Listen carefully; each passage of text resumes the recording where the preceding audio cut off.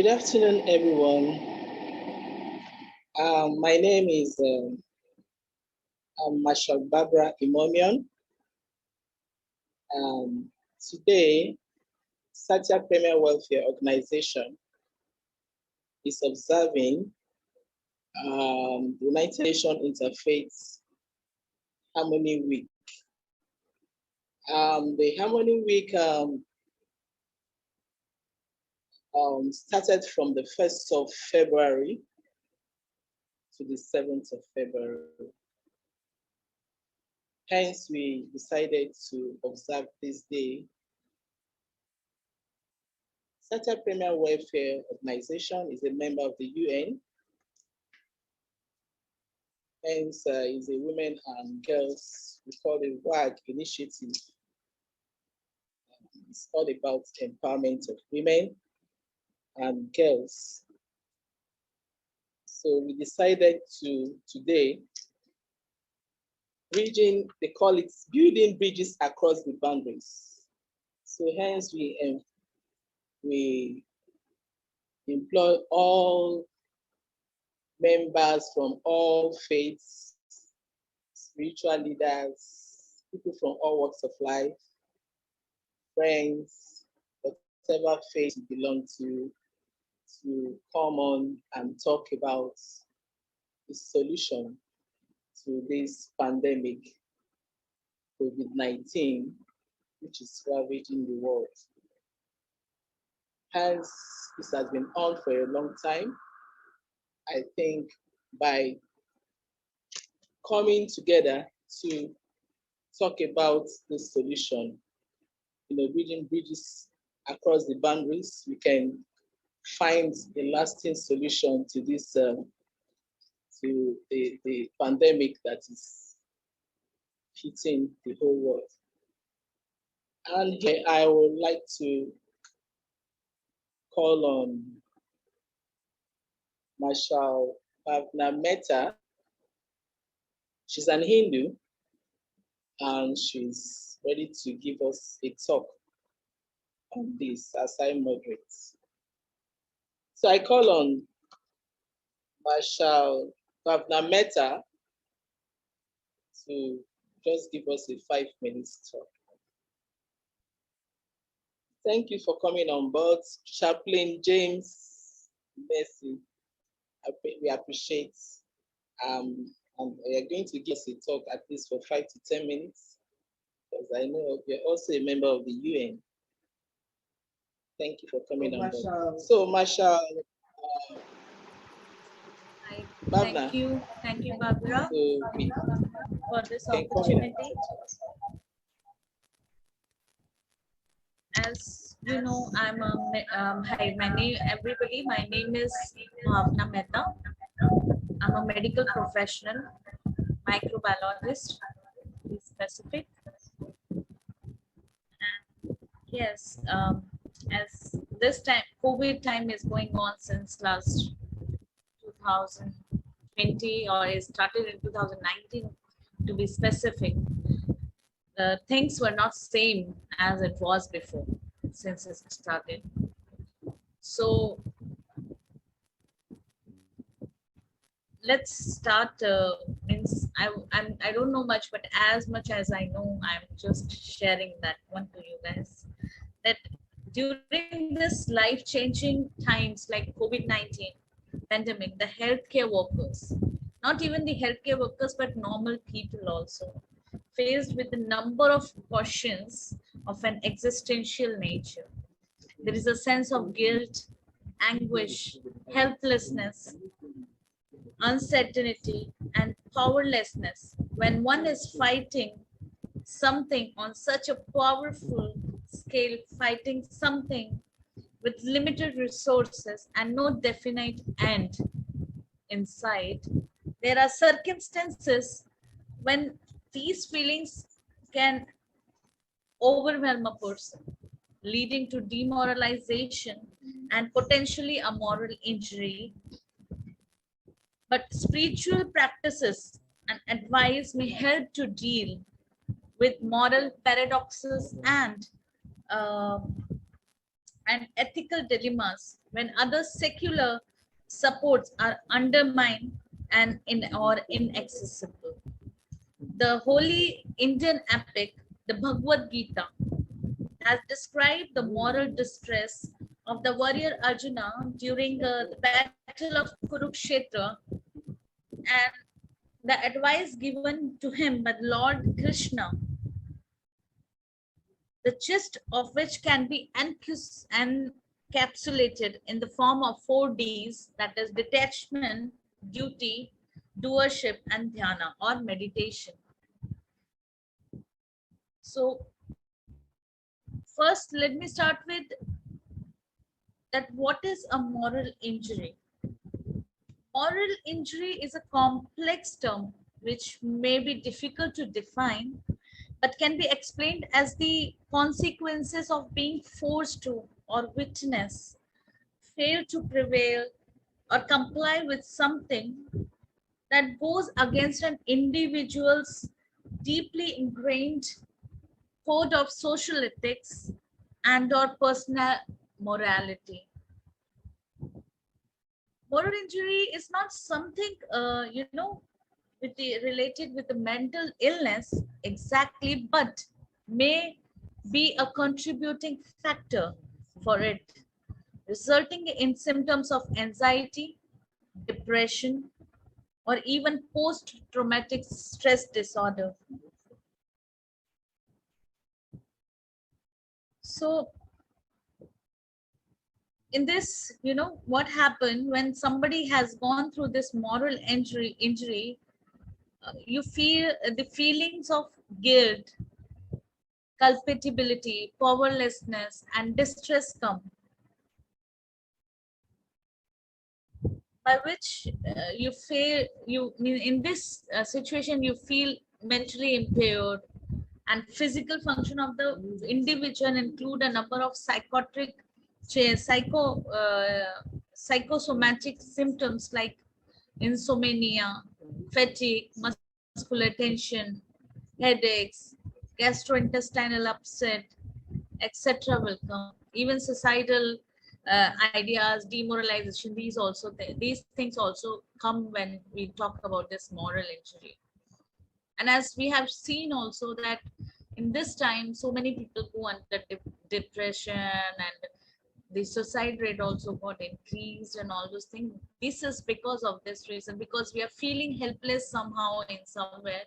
And it is not only one family, each one of us has faced this problem. As we were closed and we cannot do anything. Even if somebody get ill, you can help, go.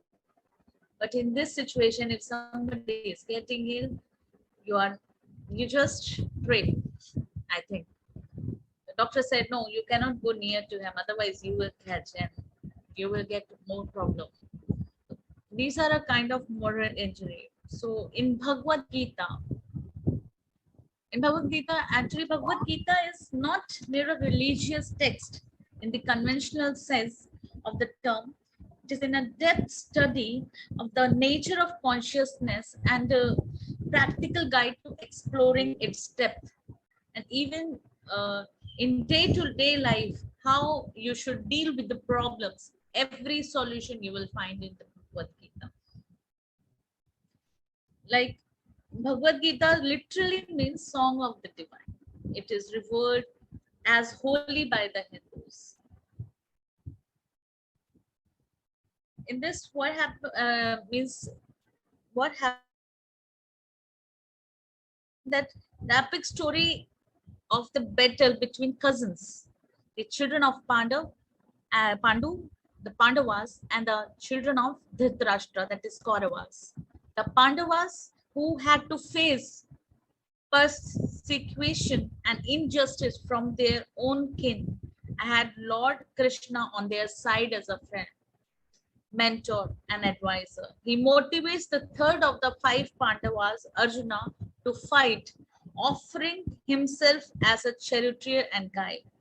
Lord Krishna is revered as an avatara or incarnation of Lord Krishna, the sustainer of the universe in the Hindu Holy Trinity of Brahma, Vishnu, and Mahesh.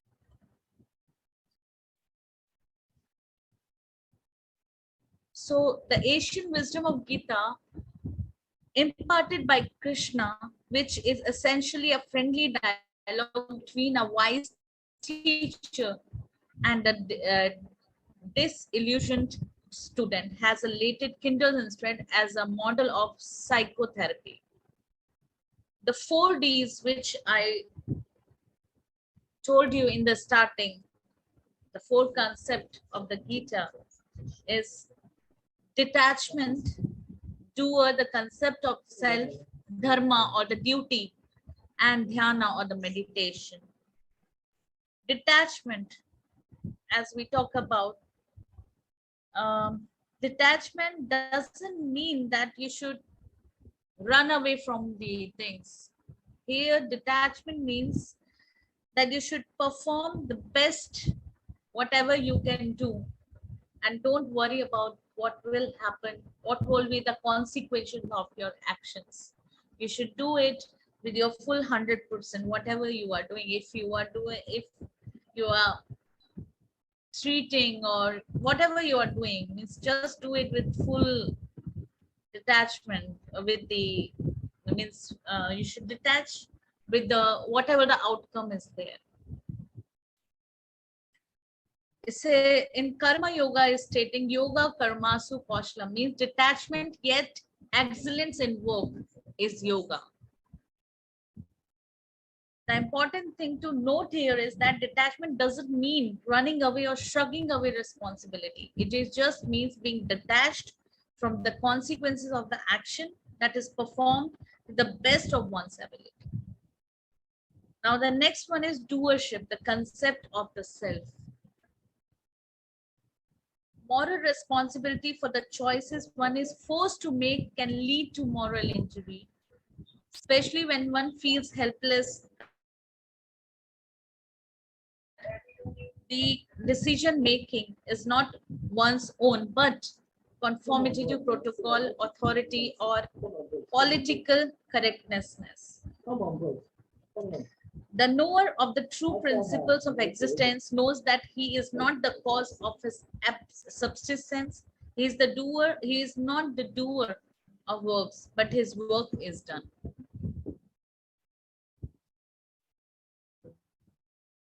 So with ego that I am the one who is doing this. We should rely on God, whoever we thought. Let he be the doer and we are just instrument. Let think like that and do that. Then dharma. What is the duty? As a healthcare worker, what is our duty? To fighting sickness and disease in adverse circumstances, trying to save lives in considered to be the missing mission of healing professionals. Like as a woman, my duty is to take care of the family. That is also come into this. When somebody gets ill, who is the one taking care? We are the one who take care of everybody. So let's do our duty with full ability and let's leave all on God. Whomever soever you believe, prayers really do miracles. Then the next one is dhyana or the meditation. Meditation is a spiritual practice has shown to significantly reduce stress and improve the general mental health, mindful attention, and self-efficacy in patients with acute respiratory illness, even the other ones also. So these 4Ds, I think, can help us to go through this tough time, and definitely we can contribute to the society like this. If we are first, we need to be healthy ourselves before we can treat other people's. Thank you. Thank you so much. This is all I want to say. Thank you, Sister Barbara, for this wonderful opportunity. Thank you so much. Good afternoon. Thank you very much. I think it's my honor and privilege to be among the people speaking this afternoon on how this pandemic. Hello. on how this pandemic could be gotten rid of once and for all. I believe that religion has a serious role to play because, as we know, congregation can listen to religious leaders more than the political leaders or whatever. But be that as it may, to me, I want to believe that, or I want to say that from the religious angle, we need to show more commitment and seriousness. I want to bring in the issue of truthfulness, that if we are not truthful to ourselves, there is no way we'll be able to play a serious part. You know, the religious leaders, if they are truthful themselves, the followers will be truthful. If they show commitment, the followers will show commitment. And they can start by creating awareness. They create awareness because those in the church are likely to listen more to the religious leaders. And the religious leaders should use the language that their members will understand. They should come down to the level of their members. Once that is done, then serious action would take place. And then also mention the fear of God, because if we want to bring in the issue of God, we have to be afraid of what we are doing. We have to be afraid of who is looking at us. We have to be afraid of our Creator, and then we show that fear of God, and then God will be with us. And religious leaders also, they have to intervene with prayers. But I like to add that prayers alone is not enough. Prayers alone is not enough. We have been praying, and they think the pandemic is spreading. So we have to show seriousness in the parts that we are playing.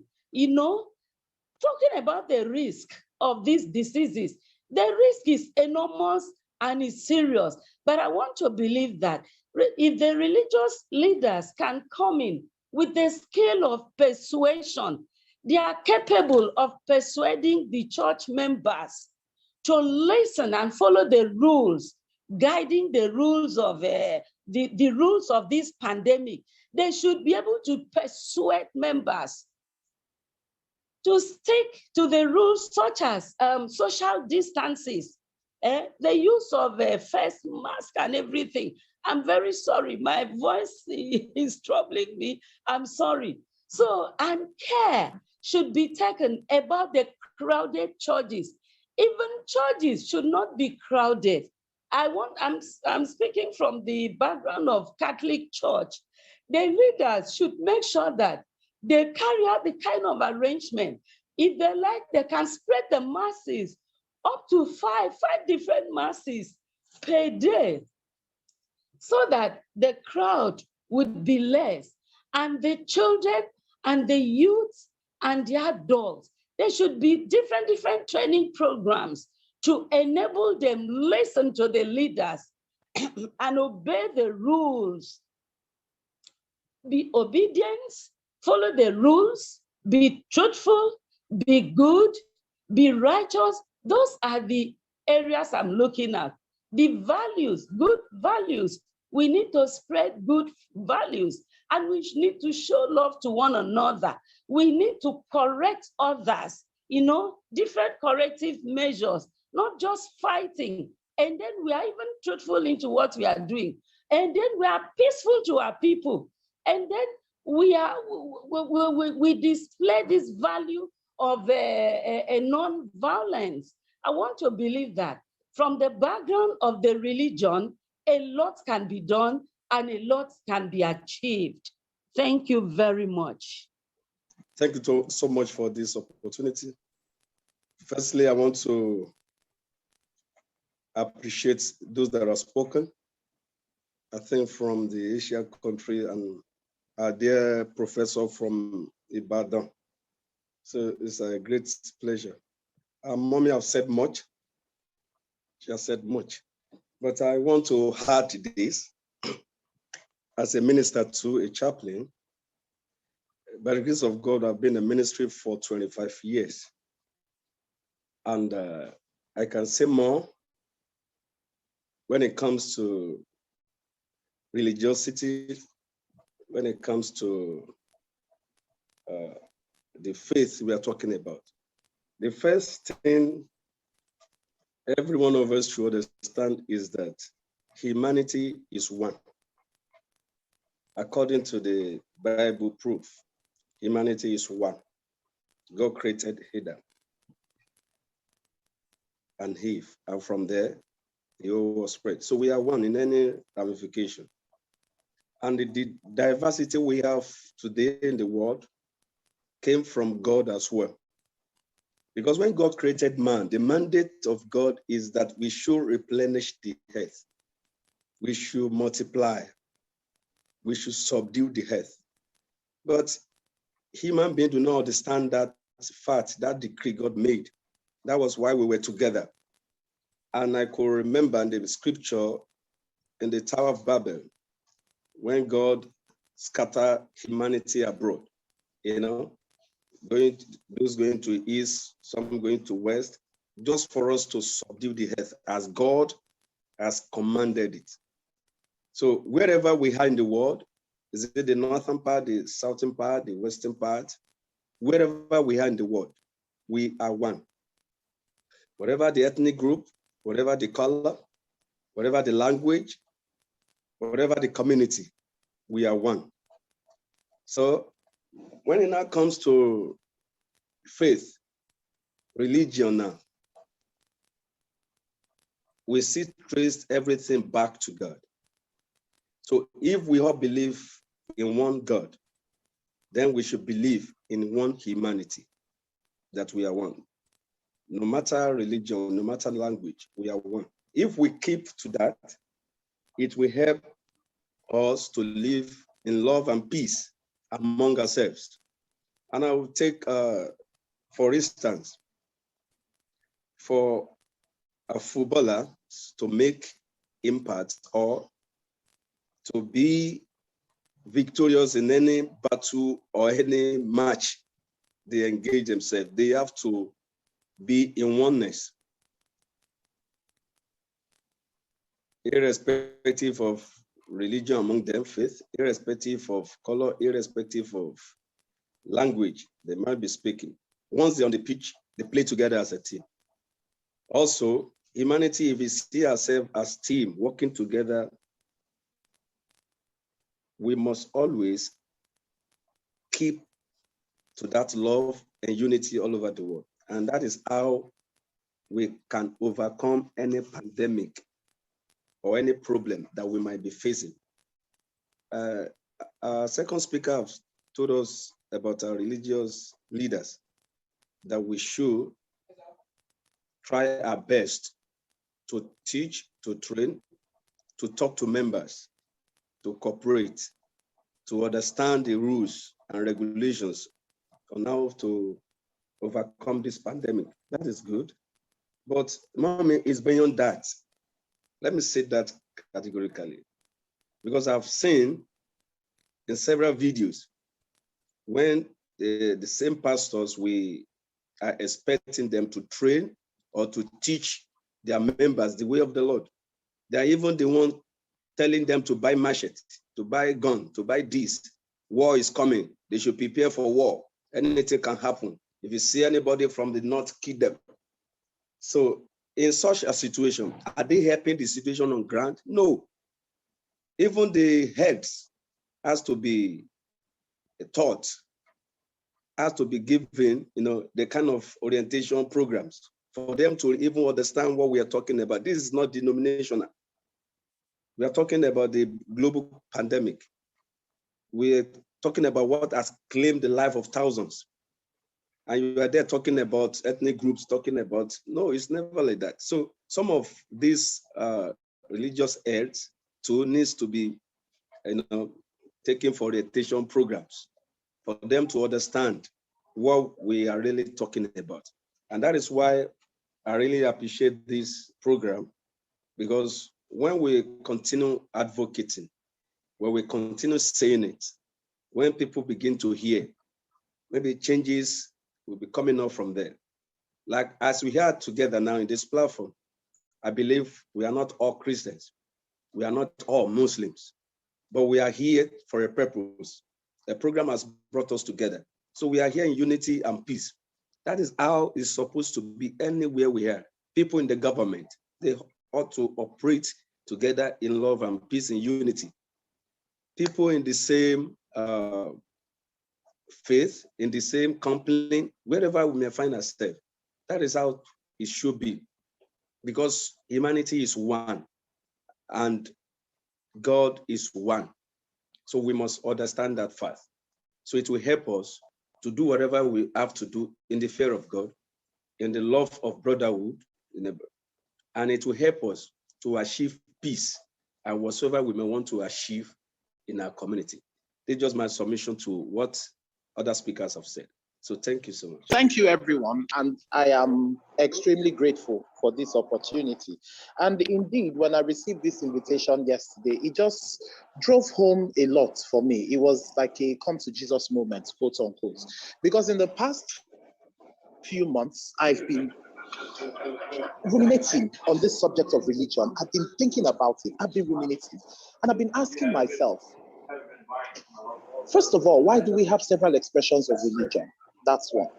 And second of all, why is it that we have become, there's the word I'm looking for, religious, not just fanatics, but there's a word I'm looking for, I can't quite remember it now. But this idea that mine is right and the other is wrong. That for me is the height of narcissism. And I believe this colors the perception of the haves and the have-nots in most parts of Africa, whereby having is not enough satisfaction for those who have, but the greater satisfaction for those who have is that the others do not have.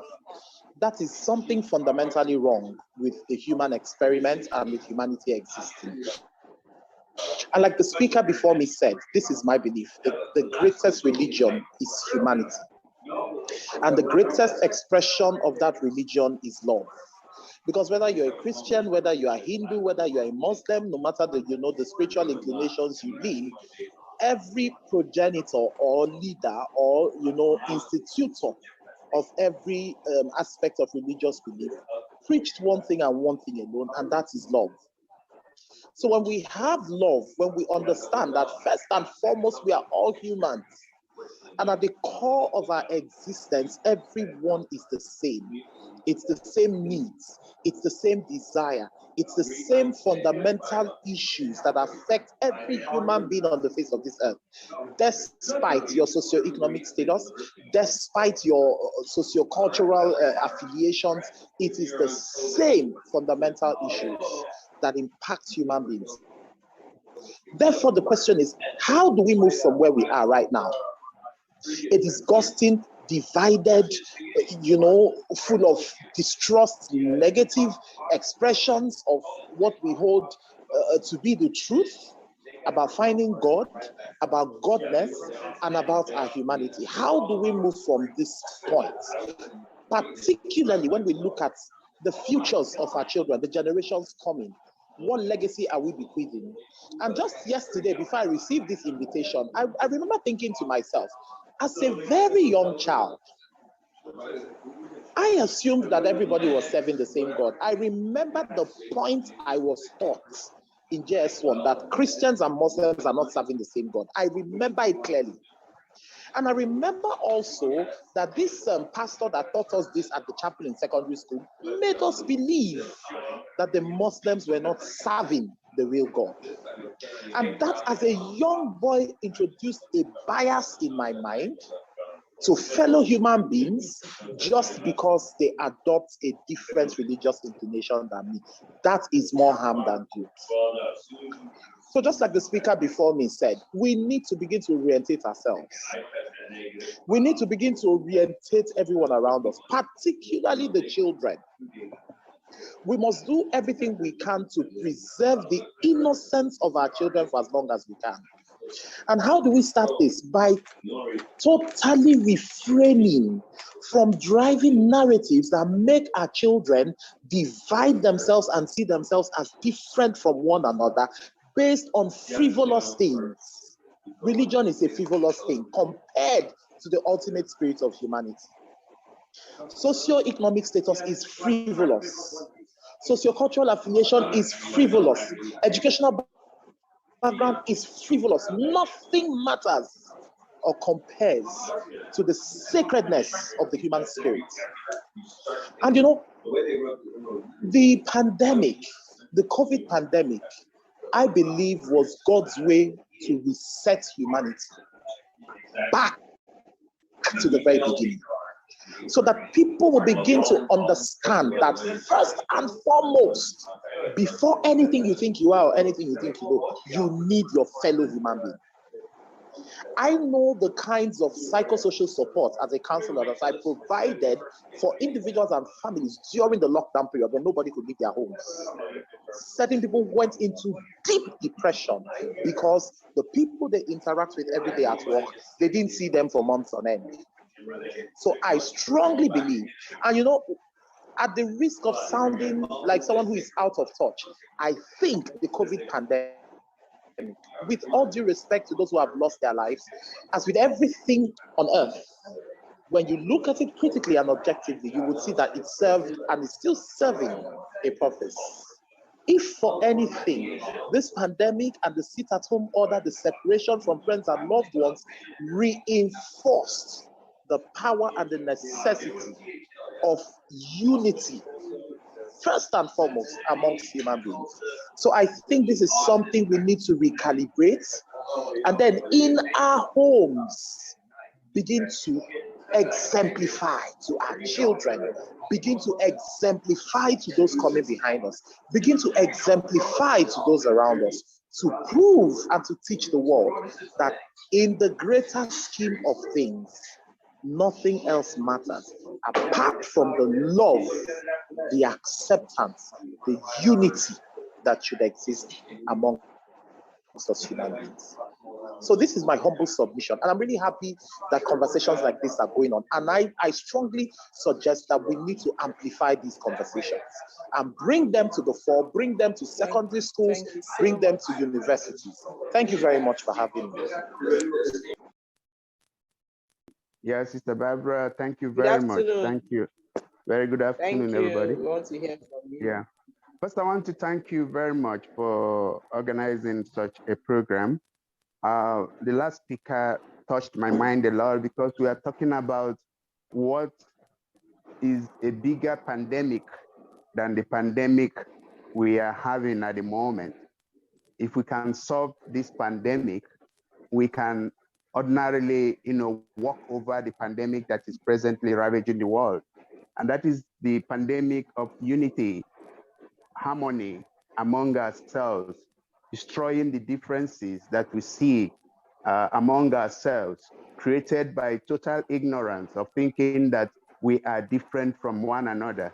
The truth remains that no matter what we see that walk around, no matter where you belong, no matter what created division in forms of religion or tribe or anything that we see, there is only one spirit that is in all of us, and that is the Spirit of God. Whether you are a Christian, whether you're a Muslim, whether you're a Hindu, whether you are whatever religion you think you belong, even whether you're an atheist, it is the same God. And that God is what we've defined as love. It is love expressed in human form. In other words, we can say that human beings are love expressed, God expressing himself in form of love. And therefore, love becomes the binding factor that is in all of us. And until we realize that we are united by love, and the only religion we can think of is the religion of love. And this love binds all of us. And it's not that it is not written. It's not that it is not true. I think it is human descriptions and human perceptions about things, or what I may call different mindsets about things. Otherwise, if you go through our scriptures, be it Hindu scripture, be it Muslim scripture, or Quran, be it the Bible, anything, any of the scriptures you go through, they all preach the same thing, the same oneness, the same love that is in all of us as human. So if we can all come to this understanding that we are one, we are not different from one another, and we begin to love one another as we love ourselves. Because if you understand that you are the same with the other person, then whatever you do unto yourself, you like to do it to that person, knowing that whatever you do to that person, it is the same love that you are sharing. And perhaps maybe that was why Jesus said, do unto others as you wish them do unto you. If there are also such sayings in other scriptures. So if we can realize this, then we can begin to live together as a people, as one people, and then begin to form a strong front to confront anything that is external coming upon us.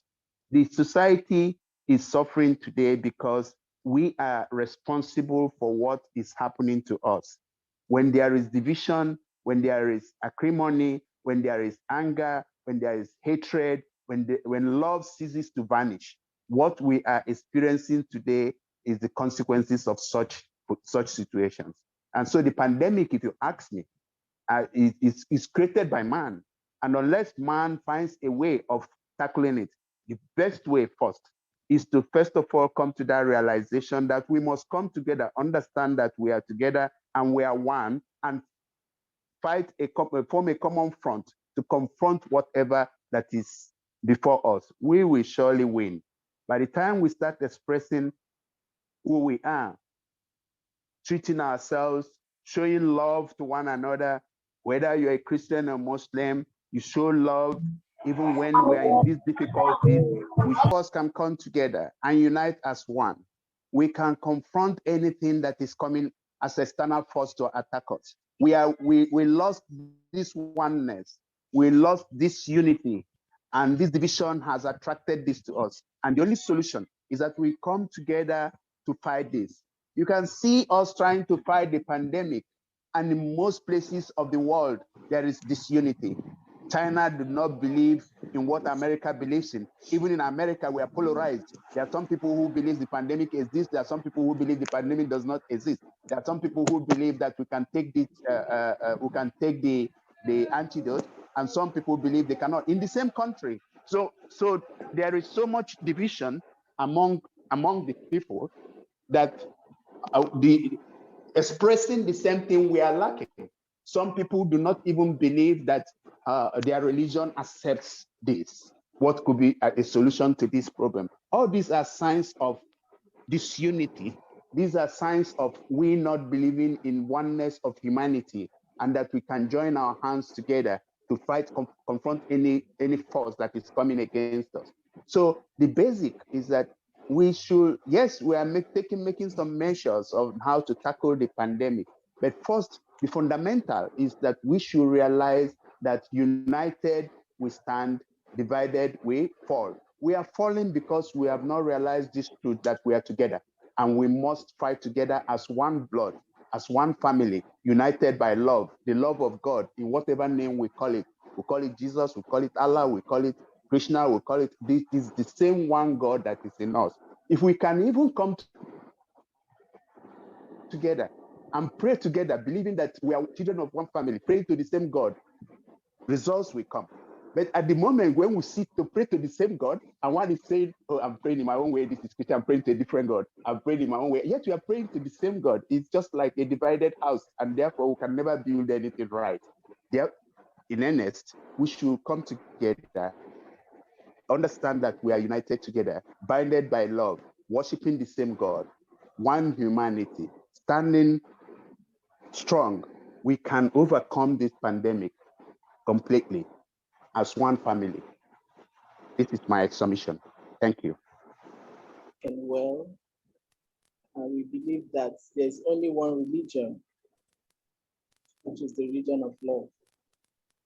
Just as Marshal Meta Bavla rightly said, and with the treaties, You see, women should come out, seek out for opportunities to reach out to people. The pandemic has really put a lot of people in a devastated condition. And this is the time that people from all regions should seek out opportunities, especially the women, because God has given them the power, the energy to express love, because we believe religion is love. That love that has reason, that love that has no season, that love that is totally selfless, and that love that express, with all your heart, in any weather form, anywhere you feel yourself, by expressing this love through giving, by show of bringing ray of hope to the downtrodden, to the less privileged. So we should all seek out this opportunity, reach out to those, the sick, going to hospitals. There are people dying there. There are a lot of people dying there that their relations, that the children have died of this COVID-19. So the aftermath of this, so it has really devastated and brought a lot of people down.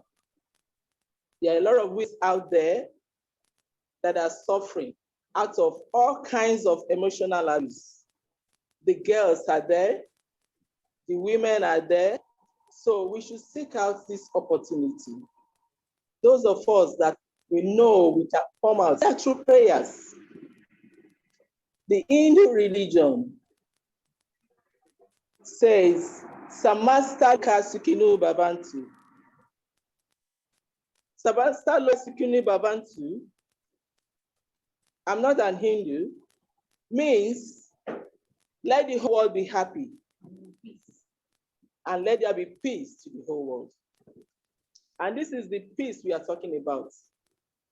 We want peace to envelop the whole world so that there will be peaceful coexistence among all religions, whether you are a Muslim, whether you are a Christian, whether you are from a Buddhist, whatever. So we have members, we have leaders in whatever religion faith you find yourself. So you can go all out to seek out opportunities to reach the downtrodden, the less privileged, the sick, and pray. This energy prayer that is so powerful, that's preaching for peace, praying for peace to the whole world. We should all go all out to do this. The Christian, we say in the churches, there are ways they go all out to seek out for opportunities by going to hospitals every Sunday to preach and pray to the sick. And the Catholics among them, they also pray, Holy Mother, pray for us. Then when they talk about mother, that's the power. Women are the soul of the world. So they use Mother Mary to reach Jesus and water. So you can see how powerful mother is. Then we come to the Muslim. They say Allahu Akbar. I'm not a Muslim, but the meaning of Allahu Akbar means God is. So those of them that are in Islam, they should pray. And because they worship a formless God, they don't see God, and they believe God is great. That is allowed. So now we implore beseech all women from all walks of life, whether you're Muslim, whether you are a Christian, whether you are a Zoroastrian, whether you are a Buddhist, and whatever, whether you are an atheist, come out, seek out this opportunity that God has given, this energy God has given all women to pray for the world. So seek out to reach the that are suffering today from all kinds of emotional abuse and all kinds of emotions, and both the single women, the widows, they are going through. There are a lot of people suffering out there, out of sickness. There are a lot of ailments. When they can't even go out to be tested that they have COVID. Yeah, they have COVID. So we should look out, seek out for opportunities to reach these children, these ones. That is the love we are talking about. That is the religion. Then we should see religion as love. Because there's only one religion, which is the religion of love. So reach out, seek out. And I would also like to mention about the word watch. Watch means W-A-T-C-H. Am I right? Okay. Watch. When we talk about words, I will take them by the letters. Word. So word means the way you speak to people, whether in your word, in your thought, in your action. You must learn how to speak sweetly and softly to people. The tongue, they said, whatever comes out from the tongue, that's the final. You cannot go back to the tongue. The way you express, the way you talk to people matters a lot. You must learn how to speak softly and lovingly to people. Speaking to people alone can bring healing to their soul, can bring healing to their body, can be healing about their total, everything about them.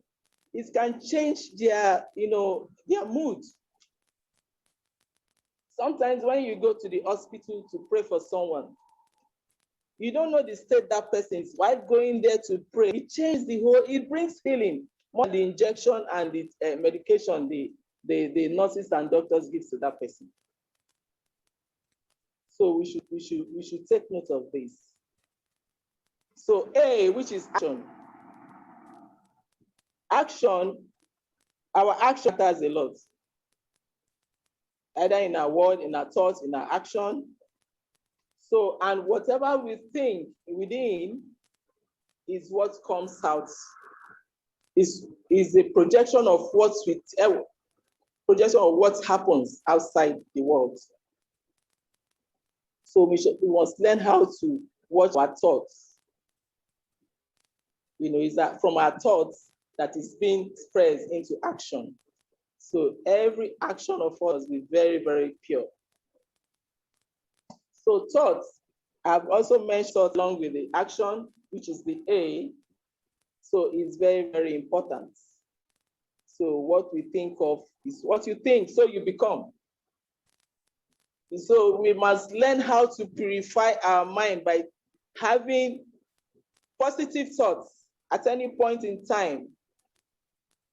Because thought waves is very powerful. Because it is not only they fly in the night that your thoughts bewitch somebody. So we should always purify our words, our thoughts, and actions. So because that thought will now result into our action. So our resultant action in anything we do must be very, very positive and pure. So when we talk about the heart, when they say I hurt you, how do you hurt somebody? You must be pure in your heart before you hurt somebody. So we should purify our heart. Purify, then your heart will be pure. And when you are pure, then you can be non-violent to anyone. Your actions will always be right.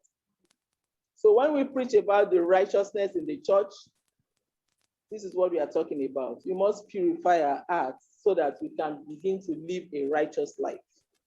So by the time you live a righteous life, and you eschew anger, you eschew pride, and you eschew jealousy, you eschew all kinds of vices that you can think of about a man, then you can say you are living a righteous life. That is righteousness.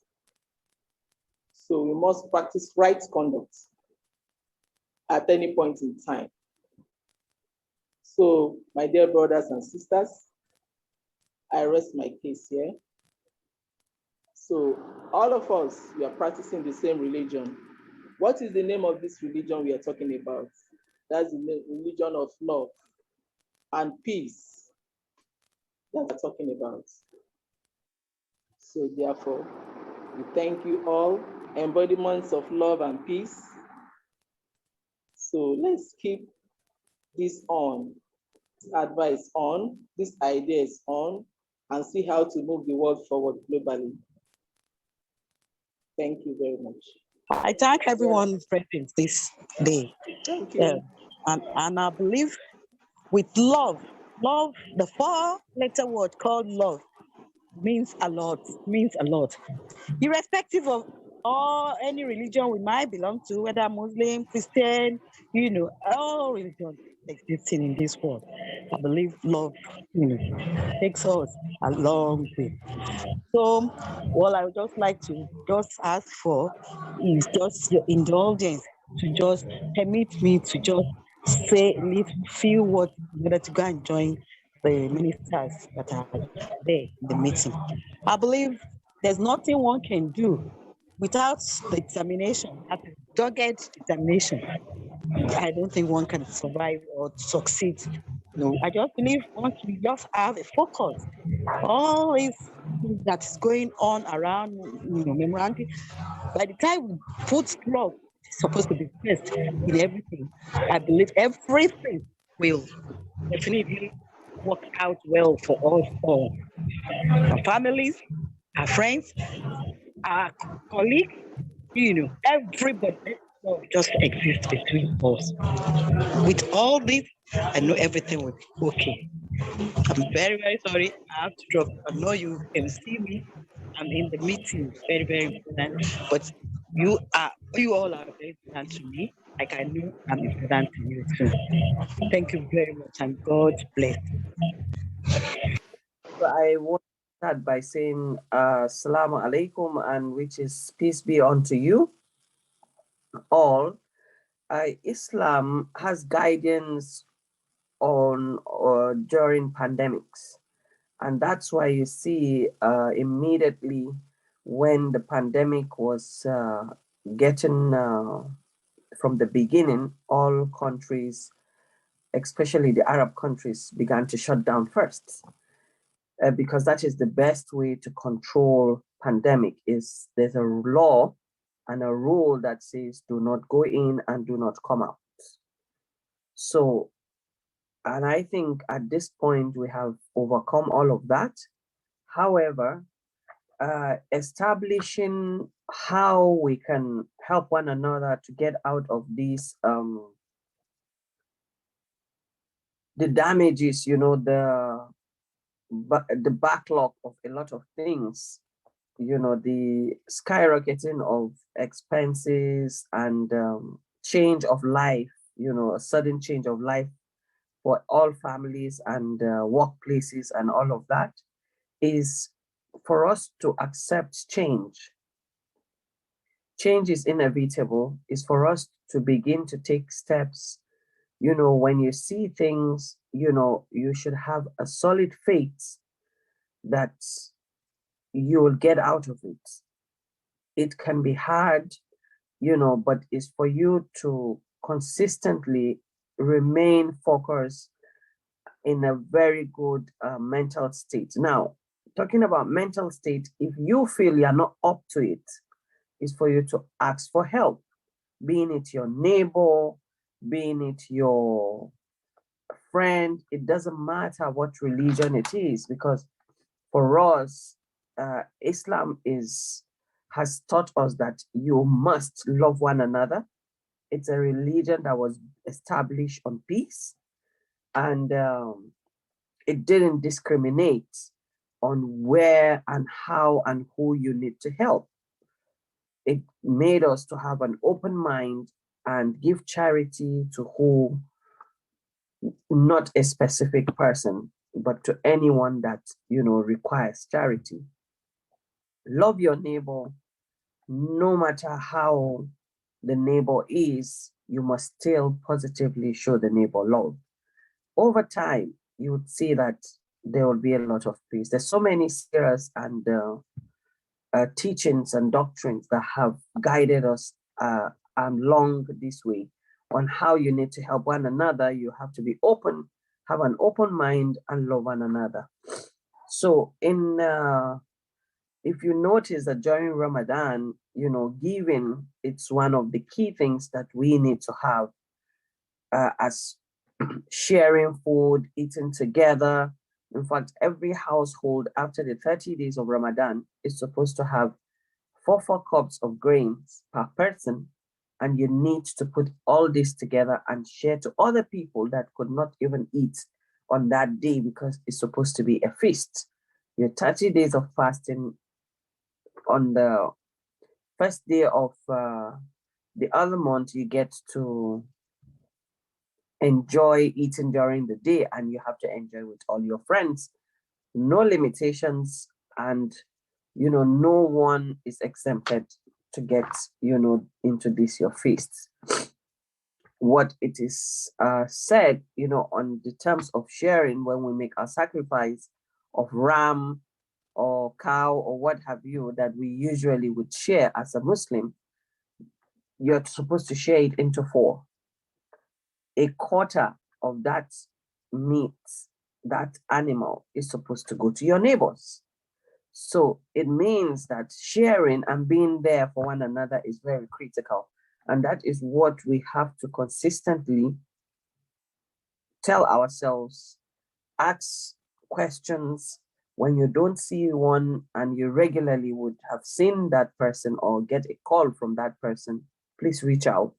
We need to be there for one another. We need to come up with a forum where we talk about mental health, because there's a lot of mental instability now due to these changes of during the pandemic. So some can cope with it well, some don't have the mechanism of coping. It depends on how you cope, how you have, your body takes in some certain changes or shock. So we need to be there for one another. And once again, salam alaikum, and thank you for having me. Thank you, Barbara. Yeah, so we have to close this meeting for now. And let's give room for questions, please. If there's any question we may want to ask ourselves. Okay. Because this program, we want to know if it continues, if it is just today, if it is monthly program, if it is a yearly program. So let's know about this program. So we'll prepare ourselves, because I just saw your message today and I have to honor it. I just saw your message today and I have to honor it. So if you're having it weekly, monthly, so let's know, then we know what to do.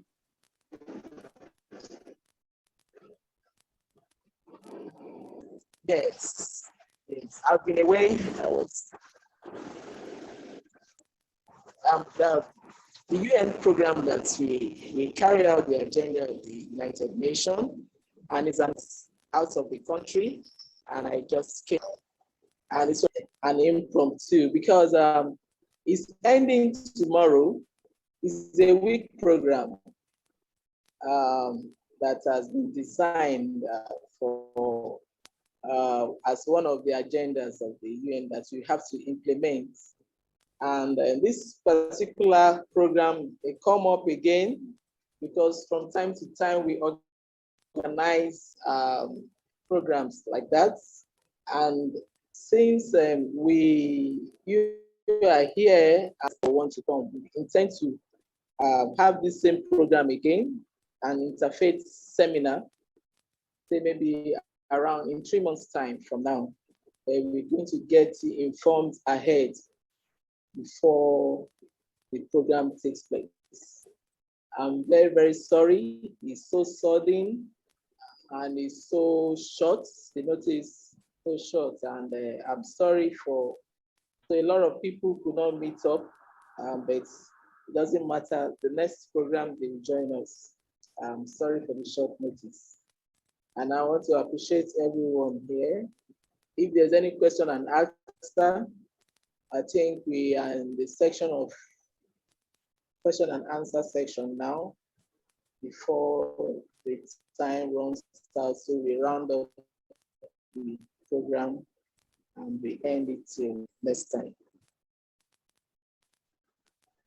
Any question from anyone? You know, it's a Sunday, you might have your town meeting or whatever, you know, fellowship or whatever. So,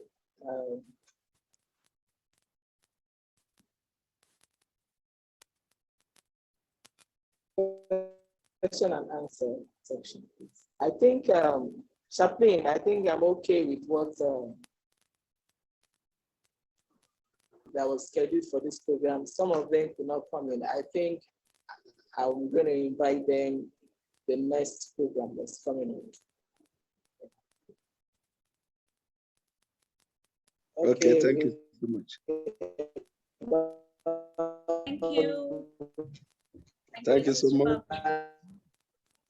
Mr. Metabal now. Now, there's no question from. Thank you, sir. Thank you so much. Yeah, it's a pleasure meeting you. All right. Same Thank here. you, Dr. Maria. Thank you. Okay, Chaplain is coming. Thank you. Thank you, Sister. Thank you, sir. Thank you so much. Thank you, everyone. Yes, Dr. Maria, thank you. Marshal Baba, close it. The 3 T's. Wow, thank you. So we're about running up, and see you next time. God bless you all. Bye. Bye.